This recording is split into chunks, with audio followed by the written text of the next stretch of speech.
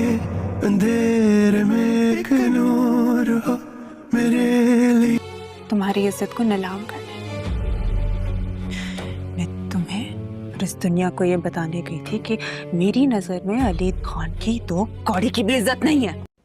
दोस्तों, कहानी में सबसे बड़ा मोड़ उस वक्त आता है जब एलिया जाली सबूत दिखाकर मिराल को यकीन दिला देती है कि अली खान ही उसके वालिदैन का कातिल है।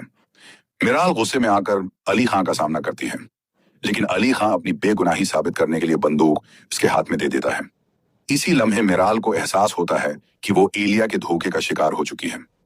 बाद में मल्क हशमत सच बताता है कि एलिया सिर्फ अली खान से बदला लेने के लिए मिराल को इस्तेमाल कर रही थी। हकीकत सामने आते ही मिराल एलिया को थप्पड़ मार देती है, मगर शहरोज इस पर हमला कर देता है। इधर एलिया मुल्क से फरार होने की कोशिश करती है, लेकिन पुलिस एयरपोर्ट पर ही उसे गिरफ्तार कर लेती है, जबकि शहरोज एक खौफनाक हादसे में हलाक हो जाता है। आखिर में मिराल अपनी गलतियों पर दादी से माफी मांगती है, सब उसे माफ कर देते हैं और अली खान के साथ नई जिंदगी का आगाज करती है। कुछ